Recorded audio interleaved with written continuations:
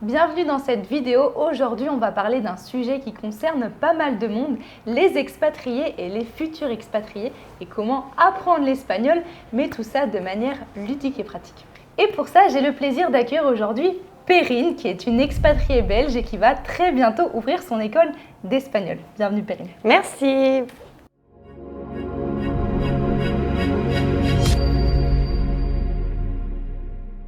Avant de rentrer dans le vif du sujet, est-ce que tu peux nous parler un petit peu de toi, de ton parcours, comment t'es venue l'envie d'apprendre l'espagnol et de l'enseigner de cette manière-là? Ok, en fait, ça commence j'étais assez jeune. Vers mes 18 ans, j'ai décidé de partir vivre à l'étranger, donc aux États-Unis, au Mexique et puis à Barcelone. Et en fait, à Barcelone directement, en rencontrant des gens, j'ai pas appris l'espagnol. Alors oui, j'allais à des cours d'espagnol, mais je l'ai pas appris vraiment en classe. Sinon, je l'ai appris en rencontrant des gens, en m'intéressant à eux et aussi à leur culture, à qui ils sont. Donc, par la suite, j'ai appris l'espagnol, puis la vie a fait que je suis retournée en Belgique et puis je suis revenue ici. Et en revenant ici, un jour, bêtement, en mangeant avec mes parents, en essayant de leur expliquer la différence entre un mot et un autre, ma maman m'a conseillé m'a dit pourquoi tu nous donnerais pas des cours. Et en fait, là, l'idée, elle s'est un petit peu formée dans ma tête et je me suis dit, il y a quand même une demande ici. On a énormément d'expats et au final, il y a déjà beaucoup de cours d'espagnol, mais je voulais une approche un petit peu plus différente, un petit peu plus en relation avec ma personnalité. Je suis quelqu'un d'assez… quel mot je pourrais utiliser?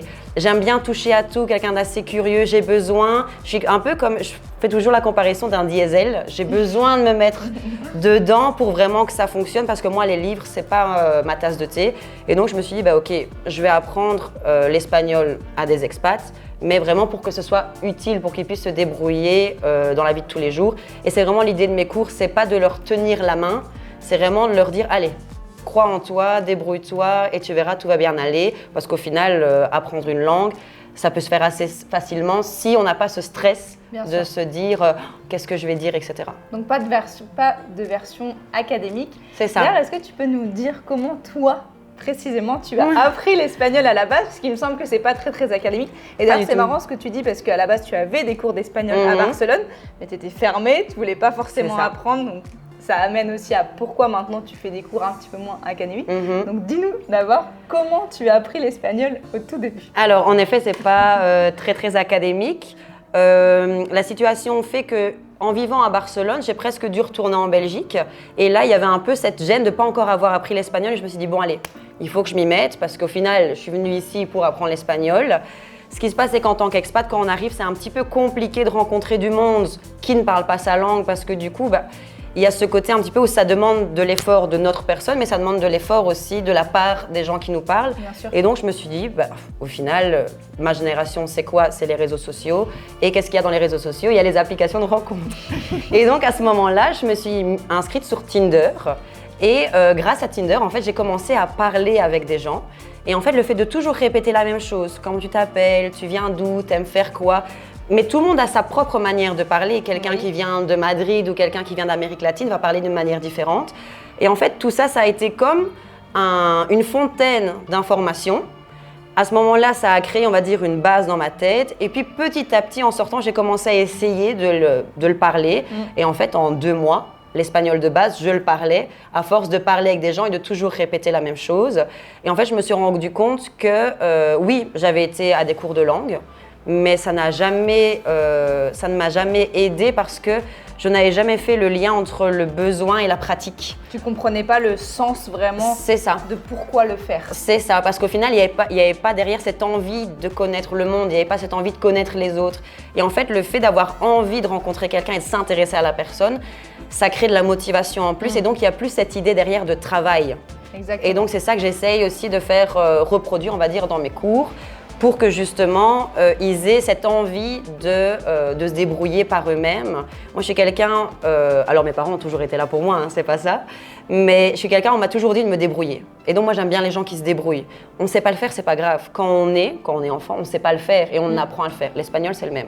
Petit à petit, on apprend, on se trompe et c'est en se trompant qu'on apprend encore mieux. Puis c'est un petit peu addictif parce que forcément, quand tu commences à parler avec des gens qui parlent espagnol, c'est un peu frustrant parce que tu te dis, j'ai les bases, mais j'aimerais lui parler d'autres choses ou j'aimerais lui parler, je suis beaucoup plus drôle dans ma langue. C'est vrai que ça, au niveau de l'humour, c'est assez compliqué parce que je me rappellerai toujours la première année où je parlais espagnol, j'allais à des repas entre amis.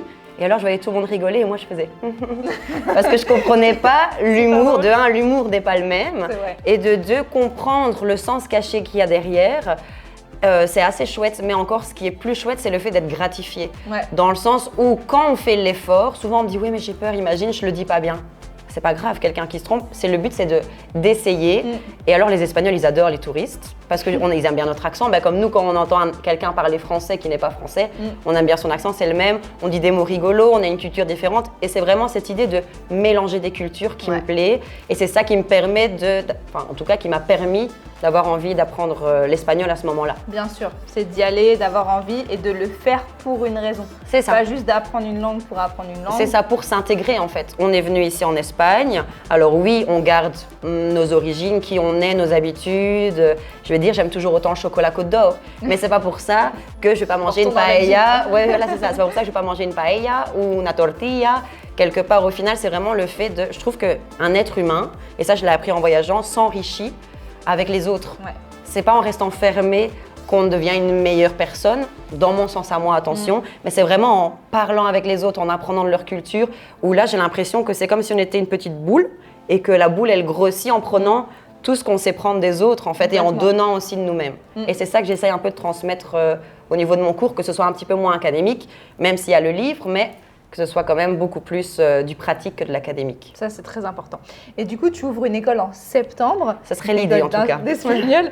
C'est un gros projet quand même. Qu'est-ce qui t'a motivé finalement à ouvrir ça, à te lancer dans ce projet d'ouverture d'école? Alors, il y a deux choses. J'ai un côté très ambitieux, où j'ai envie, je suis fille d'indépendant, donc j'ai envie d'avoir, on va dire, le livre que j'ai créé, c'est mon premier bébé. Mais j'ai envie d'avoir, oui, on peut... Très gros bébé quand même. Oui. C'est un bébé qui m'a pris quand même pas mal de temps, mais j'ai envie d'avoir la structure. Mais je vais dire, c'est plus pour une question de confort au niveau de mes élèves, où je remarque que pour l'instant, j'ai uniquement d'élèves qui sont des personnes retraitées. Même si j'ai des enfants, j'ai des ados, etc., qui s'adaptent beaucoup plus. Mais les personnes retraitées, elles ont besoin, suivant la lumière, leurs yeux, les bruits qu'il y a, et alors aussi tout ce qui est plateforme. Moi, j'essaye de leur faire via le smartphone, leur faire des caouts. J'essaye un peu de les digitaliser, mais j'aimerais bien plus avoir vraiment un petit local où ils se sentent vraiment à l'école, mais à l'école avec moi et que ce soit leur instant pour apprendre l'espagnol sans qu'ils puissent avoir les petits, on va dire, les petits aléas de quelqu'un vient toquer à la porte ou tchic ou tchac. Et c'est aussi l'idée de, moi je suis quelqu'un où j'aime bien, je vais pas dire être dans ma grotte, mais j'aime bien avoir mon espace. Et donc, j'aime bien donner cet espace cocooning, on va dire, à mes élèves qui se sentent bien et qui n'aient pas cette préoccupation de « je vais avoir froid, il va y avoir du bruit, est-ce que je vais bien voir ?» etc. Donc, c'est vraiment dans cette idée-là et aussi dans l'idée de me spécialiser dans tout ce qui est l'enfant. J'aimerais bien aussi parce qu'il y a énormément d'enfants, d'expats qui viennent ici et qui ne parlent pas encore espagnol. Et alors, un enfant, ça apprend extrêmement vite. C'est ce que je dis tout le temps, c'est des éponges. Au final, le cerveau, c'est un muscle. Donc, le cerveau d'un enfant, il est hyper musclé. Et ils apprennent super vite. Et j'aimerais bien me spécialiser là-dedans. Et j'aimerais bien aussi, peut-être par la suite, apprendre le français à des Espagnols, vraiment qu'il y ait une idée entre le français et l'espagnol. Et qu'aussi on retire cette idée que l'espagnol c'est compliqué. Alors l'espagnol c'est pas facile, oui, mais c'est une langue comme le français. Il y a les expressions, il y a le vocabulaire, mais au final c'est les mêmes bases. Il faut juste être ouvert d'esprit. C'est une langue latine. C'est ça, c'est ça. Au début je leur fais lire une phrase, ils me disent j'ai rien compris. Et après je leur dis cherche pas midi à 14h. Qu'est-ce que tu as l'impression de comprendre? Et ils me disent, en final, c'est exactement la même chose. Il y a 2-3 mots qui changent. Il ne faut pas mettre des O et des A partout dans tous les mots. Mais... c'est ça. Il y a quelques mots qui changent, mais sinon, la base est la même. Et donc, c'est vraiment pour avoir, on va dire, les trois niveaux d'âge, avoir vraiment les seniors, avoir les gens qui sont encore au niveau du boulot, où là, c'est beaucoup plus intensif. J'ai des demandes aussi. J'ai des gens qui travaillent encore et qui me disent, Perrine, j'ai besoin d'apprendre l'espagnol pendant 3 mois. À ce moment-là, c'est un investissement de ma part, mais c'est un investissement de leur part aussi. Ils doivent beaucoup plus bosser. Et puis, il y a les enfants qui, eux, rentrent à l'école. Donc, c'est vraiment pour dire de pouvoir offrir à tout le monde sa propre expérience personnalisée, en fait. Et ne pas être bloqué par rapport au jour, dans des groupes, etc. Je vois, ça c'est bien. C'est pour avoir plus de liberté, on va dire. Et du coup, qu'est-ce que tu dirais aux personnes qui veulent s'expatrier, mais qui ont peur parce qu'ils ne savent pas parler espagnol? Est-ce que selon toi, qu'est-ce qui fait la différence entre ceux qui restent bloqués, donc à ne pas savoir parler espagnol, par cette peur? Alors, je vais essayer de trouver le bon mot. Pour moi, la différence entre les personnes qui arrivent à parler et celles qui peuvent, par exemple, rester bloquées, ce serait vraiment le fait de le lâcher prise. Okay. Le lâcher prise. Tantôt, je vous ai dit, c'est ma première vidéo, j'ai peur, etc. Vous m'avez dit, il faut lâcher prise sur son image et il faut se laisser aller. C'est la même chose avec les langues. Je dis toujours à mes élèves, entre quelqu'un qui n'essaye pas et qui ne fait rien et quelqu'un qui essaye et qui se trompe, le plus intelligent des deux, c'est celui qui essaye. Et au final, dans la vie, c'est toujours comme ça. Quand on apprend à conduire, on ne sait pas conduire directement. Quand on apprend à marcher, pareil. Le vélo, pareil. Une langue, c'est pareil. Ça demande de la motivation, oui, de la discipline. Parce que, oui, c'est bien d'avoir le livre, mais il y a tout ce qu'il y a à côté aussi. Bien sûr. Et du coup, ça demande aussi le fait de se dire, OK, c'est pas un examen qui va dire si je vais réussir ma vie ou pas. Non, c'est juste quelque chose qu'on ajoute en plus. C'est comme si on a déjà un gâteau, sa vie, c'est le gâteau, et on met la petite cerise en plus.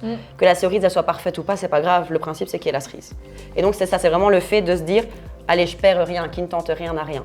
C'est ça, le courage, on va dire, le courage de se dire, OK, c'est bon, je risque rien, je ne perds rien, essayez. Donc ça serait vraiment ton conseil finalement de lâcher prise, peut-être aussi ne pas avoir peur du jugement. C'est ça, c'est ça. Au final, un Espagnol ne va pas vous juger parce que vous ne parlez pas bien sa langue. C'est ça. Ils adorent ça. Au final, on le voit ici, on est dans une zone il y a énormément d'expats, où parfois l'espagnol qui est dans son pays doit apprendre d'autres langues pour savoir communiquer avec nous. Quand il voit que nous, on fait l'effort, même si au lieu de dire buenos dias, je dis buenas dias, au final, ils le comprennent. Et ceux qui ne veulent pas le comprendre, c'est parce qu'ils ne veulent pas le comprendre. C'est ça. Et au final, ils adorent ça, ils essayent de nous aider. Et en fait, c'est vraiment, au final, le fait d'apprendre une langue, c'est le contact humain. Complètement. On n'apprend pas une langue pour parler avec un robot, on apprend une langue pour savoir communiquer avec d'autres êtres humains. Et donc, ils adorent ça. Et c'est vraiment le fait de se dire, si je parle un peu n'importe comment, c'est pas grave du moment qu'ils me comprennent. Je parle qu'au présent, je parle qu'à l'infinitif, peu importe. Et donc, c'est vraiment le fait de se dire, allez, j'ose, je me lance. Et on verra bien comment ça se passe. Complètement. Et du coup, j'en fais la preuve avec moi-même puisque je n'ai pas pris de cours académiques. Donc, j'essaye essentiellement de parler au présent puisque c'est des verbes que je maîtrise, la conjugaison que je maîtrise. Et encore que je n'ai pas forcément appris, ce qui n'est pas bien. Mais je sais que je fais beaucoup de fautes quand je parle. Mais la personne en face de moi ne me reprend jamais. Et des fois, je dis pardon, mon espagnol n'est pas très bon. La personne elle va dire non, mais pas du tout et tout, c'est super bien. Alors que je sais que des fois, une personne qui parle comme ça en français, on va avoir du mal à la comprendre ou alors il y a beaucoup de personnes qui vont la juger, qui vont dire « Oh là, elle parle super mal français ». Je n'ai pas du tout ce sentiment-là en espagnol. C'est vrai, Ils vont même pas… la relation ne va même pas être diminuée ou changée. Au contraire, ils sont, comme tu le dis, ils sont hyper contents que tu essayes de parler espagnol, que tu essayes de t'intégrer et du coup, ils vont être super gentils. Il y a zéro jugement. Enfin, moi, j'ai vraiment Je suis totalement d'accord. Les Espagnols, en fait, moi, quand on me demande, parfois j'ai des amis espagnols qui me disent « Comment vous nous voyez, vous ?» les Belges, les Français, etc. Et moi, je leur dis tout le temps, comme des gens cool, peace, on a le temps. On sait qu'ici en Espagne, quand quelqu'un te dit mañana, donc demain, c'est pas demain. Non. Ça peut être la semaine d'après ou encore la semaine d'après. Ils ont le temps, ils sont relax, ils sont très francs. S'ils ont quelque chose à dire, ils le disent. C'est beaucoup moins académique, justement, que chez nous. Ils se moquent toujours. Moi, ça me fait rire. J'ai une expérience par rapport à ça où, au début, quand je rentrais dans un magasin, on me disait « Hola, ¿qué tal ?» Et moi, je disais « Bien et tout ?» Bien et toi, comment ça va bien et toi? Et un jour, j'ai un ami qui m'a dit pourquoi tu lui demandes? Elle s'en fiche de comment tu vas. C'est vraiment pour dire de parler. Ici, c'est un pays où ils raccourcissent les phrases, ils raccourcissent les mots. En fait, ils vivent. Ils ne sont pas derrière l'image. En fait, ils sont plus. Ce qui est important, c'est plus le fond et pas la forme. Exactement. Que chez nous, c'est plus la forme et pas le fond. C'est vrai. Et donc, c'est ça qu'il faut s'habituer. À mes élèves, je leur dis pareil, parlez. Et au final, eux, ce qui les intéresse, c'est de vous comprendre et de communiquer avec vous. Point barre. L'éducation ici n'est pas la même que chez nous. Et donc, il n'y a pas ce côté très… qu'est-ce qu'elle a dit? Attention, non. Très pompeux. Non. J'ai un exemple sur ça d'ailleurs. Toujours, ma maman est en train d'apprendre l'espagnol. Et nous, on lui disait, mais quand tu vas dans un restaurant et que tu as besoin de demander de l'eau, ne fais pas une phrase à rallonge en lui disant « Est-ce que vous auriez l'obligeance, s'il vous plaît, d'aller me chercher une carafe d'eau ?» Non, eux, ils vont te regarder en mode « Allez, vas-y, abrège !» Oui, c'est ça. Tu dis juste « T'as de l'eau ?» Agua. Agua, porfa. Et c'est bon. Vraiment. Et c'est vrai que c'est aussi ce qu'on a tendance à vouloir faire quand on apprend l'espagnol. On a tendance à vouloir faire des phrases. Alors que comme tu viens de dire, eux ils s'en fichent tes phrases, ils veulent juste savoir ce que tu veux et c'est tout. Au contraire, ils vont être là en mode... ça se voit d'ailleurs, ça se voit. Ils se disent, ça y est, elle a bientôt fini, c'est quoi le sujet? Dis, tu veux de l'eau? Dis-le, juste dis eau. Oui, je suis d'accord, je suis totalement d'accord. Et au final, c'est ce qui est pratique aussi parce qu'on n'a pas tous... Il y en a beaucoup qui me disent, oui, le problème c'est la construction de phrases. Il n'y a pas besoin. Il n'y a pas besoin. Alors si, c'est mieux. Il y a de la construction de phrases. Attention, ça dépend aussi du contexte. Entre parler à quelqu'un au restaurant en train de boire un verre ou faire un entretien d'embauche, bien sûr, il va avoir des phrases. C'est pas la même chose. Les deux s'apprennent. Mais au début, ce qui fait la différence entre quelqu'un qui parle et quelqu'un qui parle pas, c'est juste quelqu'un qui ose. Exactement. Et il faut mettre de côté, en fait, il faut avoir de la tolérance et de se dire, ok, je dois juste m'exprimer. Pas besoin d'embellir la phrase. Au final, on va au point. Ir al grano. En espagnol, on dit ir al grano. Aller au point. Ne pas tourner autour du pot. Ouais. Et ils adorent ça parce que c'est des gens qui vivent l'instant. Ils sont toujours en retard, mais ils n'ont jamais le temps. Donc, ça doit aller vite. C'est vrai. Toi, quand on arrive dans un nouveau pays, non pas forcément l'Espagne, il faut aussi apprendre à s'adapter, forcément. Selon toi, qu'est-ce qui change le plus dans la vie quotidienne quand on s'installe ici en Espagne? Donc là, plutôt ta vie finalement d'expatrié. Ouf. Alors, j'ai vécu dans 2 endroits en Espagne. Il y a Barcelone et il y a ici. Ok. Je vais parler plus ici de la zone du coup de Torrevieja, Orihuela Costa, etc. Ici, ce qui change énormément, c'est qu'on est dans une zone de vacances. Ok. Tout le monde vient en vacances ici. Et donc, c'est assez hard, je veux dire en tant que jeune, au début, de se dire, ok, boulot, vie, et après à côté le reste parce qu'on voit des gens qui viennent et c'est la fête tout le temps, la plage, le soleil, etc. Donc au final c'est la même chose que dans mon pays de base, donc je vais dire la Belgique, sauf que tout est mieux. Il y a le temps, après le boulot je peux aller à la plage, je peux aller manger ce que je veux quand je veux, je peux vivre dehors. En fait c'est un autre style de vie, ce qui est important je pense quand on vient vivre ici. C'est vraiment l'idée de se dire, ok, je découvre comment ils vivent et je m'adapte. Moi, je trouve que c'est important. On demande la même chose aux gens qui viennent dans nos pays de s'adapter. On respecte leurs coutumes, mais ils s'adaptent. Ben, nous, on doit s'adapter aussi. Donc, et alors, il faut surtout lâcher prise. Je pense que c'est le plus important quand on vient vivre en Espagne, c'est le lâcher prise de se dire, ok, tout ce qui est académique chez nous, l'horaire, le parler, les formules de politesse ici, je ne vais pas dire que ça n'existe pas, mais ce n'est pas important. Complètement. Ici, ce qui est important pour un Espagnol, c'est d'être respecté, qu'il te respecte et de bien faire les choses. Point barre. Il n'y a pas tout ce côté, justement, comme j'ai dit avant, d'embellir la situation. Donc, il faut venir ici en se disant, ok, ben, ils vivent différemment, ils mangent plus tard, ils arrivent en retard, ils parlent plus fort. Mais c'est toutes des choses qu'au final, en fait, on devient juste, on arrête d'être un robot. Enfin, en tout cas, c'est ce que moi j'ai senti. J'ai arrêté d'être un robot, d'être un numéro, d'être une lettre de l'alphabet. Et j'ai commencé à devenir quelqu'un. Parce qu'en fait, je me suis dit, ok, ici, je peux être qui je veux. Il n'y a pas tous ces préjugés qu'on peut ressentir par chez nous. Et donc, je me suis dit, ici, si je veux être prof d'espagnol, aujourd'hui, je suis prof d'espagnol. Si demain, je vais être autre chose, je suis autre chose. Et en fait, les personnes, les Espagnols s'intéressent à ton présent. Et donc, c'est ça qui est important, c'est de vraiment se dire, ok, je suis moi-même. Et la belle vie en fait, c'est vraiment ça, on a le soleil, de toute façon en été il fait trop chaud que pour se prendre la tête ici. En tout cas moi je trouve, et moi vraiment depuis que je suis venue vivre ici, ma philosophie de vie c'est est-ce que ça a de l'importance? Si par exemple il y a quelque chose qui m'énerve, je me dis est-ce que ça a de l'importance dans 5 ans? Si ça n'a pas de l'importance dans 5 ans, je me dis ok, pas plus de 5 minutes dans ma tête, après c'est bon, je laisse couler. Et en fait c'est vraiment le fait de voir le positif quand il y en a. Et la vie, bah, ça reste la vie. Et que quand c'est des choses un petit peu plus négatives, bah, suivre le mouvement de la vague.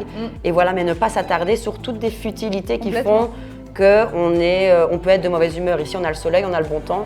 On ne demande rien de plus. La plupart rester dans un esprit fermé et d'être, comme tu disais, un robot, d'être exactement sur le même schéma que tu étais dans ton pays.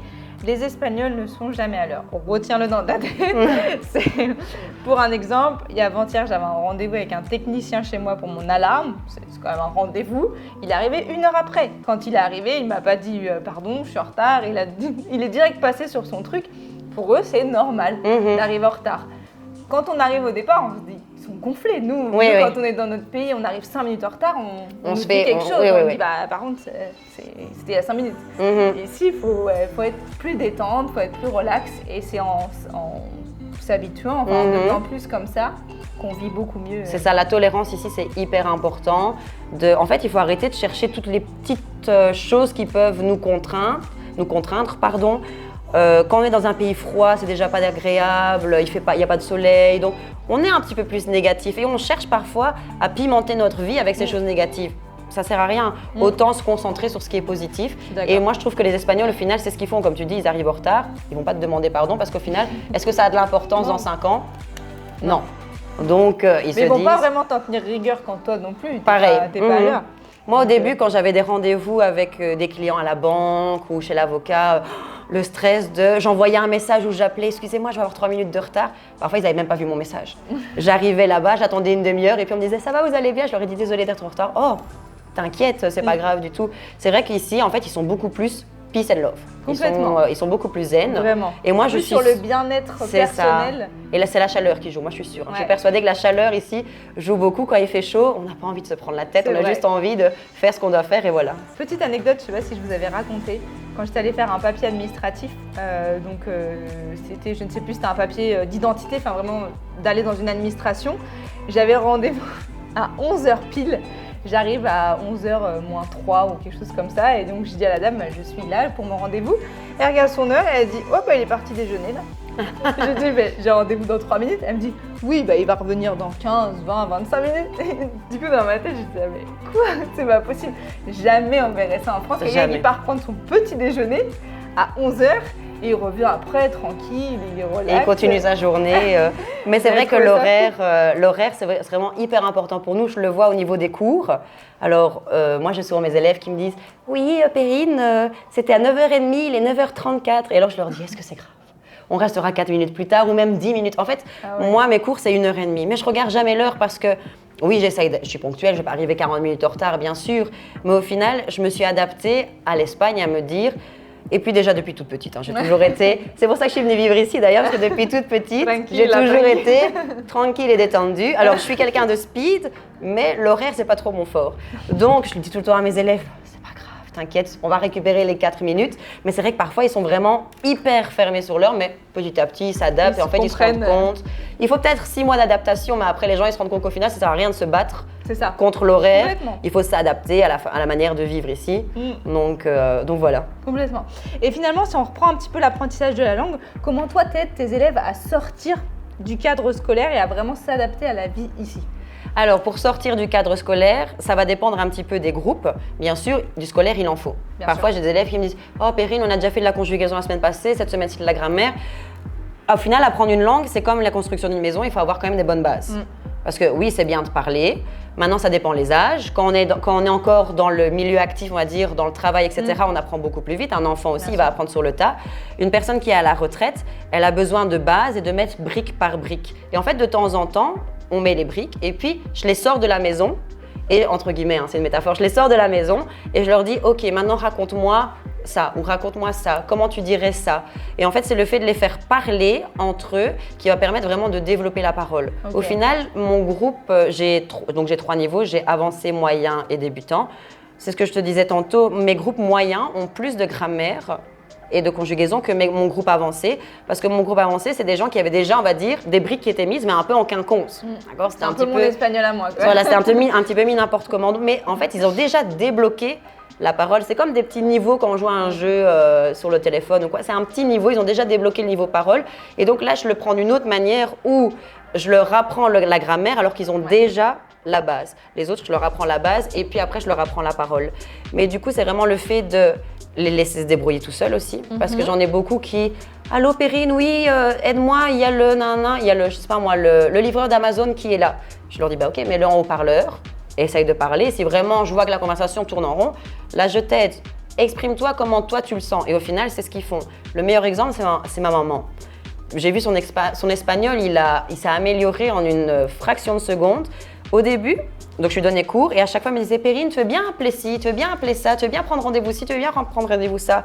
Et un jour, je lui ai dit « C'est fini ». Comme une maman qui dit « C'est fini, maintenant tu te débrouilles ». Parce qu'elle l'avait fait avec moi quand j'étais plus jeune. Et donc au début, mais dis Perrine, je suis ta maman quand même, aide-moi. Et je lui dis non, essaye de le faire toi-même. Et en fait maintenant, toutes les fois où je les vois, presque tous les jours, elle me dit « Tu sais ce que j'ai fait? Hier, j'étais chez le médecin, il a tout compris. Aujourd'hui, j'ai appelé Amazon, elle a tout compris. » Et en fait, ça, le fait vraiment de se dire « Ok, je passe au-dessus de cette barrière-là. Ouais. » Moi, je les pousse. En fait, je ne veux pas apprendre à leur place, je ne veux pas leur faire sortir, je ne peux pas leur arracher les mots de la bouche, mais je les oblige, en les poussant du nid, à justement qui développent la parole et aussi qui soient tolérants envers eux-mêmes. Je pense que c'est hyper important. Il y en a beaucoup qui se mettent la pression de se dire ça fait 6 mois, oui, je vois que j'ai une amélioration de niveau, mais je ne parle pas encore. Un bébé, avant qu'il commence à parler, à faire des phrases correctes, il faut le temps. C'est la même chose. On apprend une nouvelle langue, c'est la même chose. Au début, un bébé, il pleure parce qu'il a faim. Après, il dit glouglou ou bibi pour un biberon. Et après, il dit maman, est-ce que je pourrais avoir un cacao, s'il te plaît? Ça, il faut déjà attendre plusieurs années. C'est le même pour nous. Donc, c'est vraiment le fait ça va peut-être un peu plus vite pour nous, mais les faire croire en eux aussi, qui est hyper important. Parfois, je les vois, on corrige des exercices et ils me disent je pense que j'ai pas bon. Je dis, c'est pas grave. Ou alors ils bégayent, le mot a envie de sortir, mais ils ont peur. Je leur dis, qu'est-ce que tu as écrit? Crois en toi. Parce qu'au final, le fait de croire en soi, c'est 90% de la langue. Parce que c'est vraiment le fait de se dire, ok, je le fais, voilà. C'est le fait de se croire capable. Et c'est ça que je leur enseigne. En fait, il y a un peu le côté psychologique à côté du côté scolaire.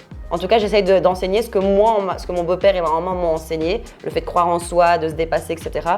J'essaye de l'enseigner du coup à des seniors pour l'instant, mais je pense qu'ils aiment bien ça quand même. On apprend toute la vie, de toute manière. Oui, c'est clair. Et en Espagne, la langue et la culture sont forcément très liées. Est-ce que tu dirais que comprendre la culture aide à mieux parler espagnol? Je pense que oui. Je pense que l'un ne va pas sans l'autre. Comme à l'école, l'éducation ne va pas sans le cadre. Ben ici, pareil, l'éducation ne va pas sans le cadre. Pour pouvoir comprendre des expressions, pour pouvoir comprendre la manière de parler, justement, il faut comprendre comment vit un espagnol. On l'a dit tantôt, un espagnol, il va al grano. Il va vers le but. Ce qui est intéressant pour lui, c'est d'aller du point A vers le point B sans passer par d'autres petits points intermédiaires. D'accord? Et donc oui, le fait de connaître la culture, de s'intéresser à eux, déjà de 1, ça pimente l'envie d'apprendre. Bien sûr. Et de 2, ça met un contexte aussi à ce qu'on apprend. Au final, savoir que c'est bien beau d'apprendre l'alimentaire, mais de savoir qu'ici on fait la paella, que par exemple en Catalogne on fait les calçots, c'est des genres de gros oignons qu'on mange au barbecue. En Asturie on fait la bière. La bière, mais on fait aussi des genres de, comment on appelle ça, des cordons bleus, cachopo. C'est un genre de cordon bleu avec du jamon et queso. De cabra, du fromage de chèvre, c'est très très bon. De savoir qu'à Madrid, on mange des sandwichs avec du calamar frit à l'intérieur. Mais c'est toutes des choses qu'en leur apprenant ça, après ils ont envie de tester et donc ils se dépassent pour vraiment s'intégrer. Moi, je trouve en tout cas qu'apprendre une langue, c'est utile pour s'intégrer. Maintenant, il y en a qui l'apprennent juste pour le plaisir d'apprendre et je le comprends tout à fait. Mais moi, dans mon sens, c'est vraiment pour s'intégrer au pays et donc la culture, elle est indispensable et le respect de leur culture aussi est indispensable. Si tu devais donner 3 conseils pour s'intégrer comme un local ici en Espagne, lesquels seraient? Au niveau des conseils personnels, je dirais l'ouverture d'esprit, la tolérance par rapport à tout ce qu'on a parlé avant, tout ce dont on a parlé avant, pardon. Qu'est-ce qui est hyper important en plus? L'apprentissage de la culture qui va avec l'apprentissage de la langue et aussi en fait le fait d'avoir envie de profiter de la vie. Je pense que c'est important. Je pense que c'est important quand on change de pays. Au final, si on part d'un endroit pour aller vers un autre, c'est parce qu'on veut du changement. Donc, on ne prend pas ce qu'on a dans l'autre pays pour l'amener dans le nouveau. Il y a une phrase, je ne sais pas c'est de qui, mais qui dit, je ne vais pas dire le mot vulgaire, mais quelqu'un qui n'est pas intelligent, c'est quelqu'un qui répète la même action en espérant avoir un changement. Non. Si on change de pays, on vient ici, on laisse derrière nous nos casseroles, on laisse derrière nous tout notre tracas. En tout cas, on essaye. Et on vient ici en fait en remettant les bases, en ouvrant un nouveau livre et on commence un nouveau chapitre de sa vie. Donc je pense que c'est ça qui est important. Il faut être prêt à ouvrir une nouvelle parenthèse, il faut être prêt à être tolérant et ouvert d'esprit et il faut être prêt à apprendre la culture et la langue. Je pense que c'est les 3 conseils que moi je donnerais. Oser en fait, oser être quelqu'un de nouveau et oser être soi-même. Moi je dirais ça. Merci beaucoup Perrine pour tes précieux conseils. Avec plaisir. Avant de finir, est-ce que tu peux nous dire où les gens peuvent te retrouver si jamais ils veulent en savoir plus sur tes cours, sur ton futur projet d'école? Est-ce que tu as des réseaux sociaux? Alors j'ai Facebook, j'ai Instagram. Je t'enverrai tous les liens pour que tu puisses les mettre aussi au niveau de la description. Si on peut juste les afficher ici, comme ça on pourra aller voir. Et alors aussi, je suis présente, donc pour ceux qui vivent dans la région, il y a le magazine Coup d'œil. Je suis présente, je me permets de l'ouvrir à la page 107. Très belle page d'ailleurs. J'essaye de la trouver. Ah, ça y est, je l'ai. Donc, une page bien colorée avec des explications. D'accord? Et en fait, juste ici en dessous de la page, là où je bouge mon petit doigt, il y a le numéro de téléphone et toutes les infos. Et alors, au niveau des lieux où je donne cours, il y a ici dans la région, donc au niveau de Orihuela Costa, il y a Torrevieja et alors il y a Vista Bahia Golf qui est plus au niveau de San Miguel de Salinas. Il y a 3 points pour l'instant, mais je suis très ouvert d'esprit, donc tout peut s'agrandir tout le temps. Barcelone. Et oui, il n'y a pas de souci. Moi, je bouge. La vie m'a toujours fait bouger et j'adore ça, donc voilà. N'hésitez pas à me contacter si vous avez besoin d'informations, etc. Merci beaucoup. Merci à vous deux. Si vous avez aimé cette vidéo, n'hésitez pas à nous mettre un petit commentaire, à liker cette vidéo et nous dire un petit peu ce que vous souhaitez. Nous, ici on parle d'expatriation et on aime bien interviewer de nombreuses personnes. Donc voilà, n'hésitez pas à nous mettre en commentaire la prochaine vidéo que vous souhaitez voir sur ce compte et nous on vous dit à très bientôt. Hasta pronto. Adios.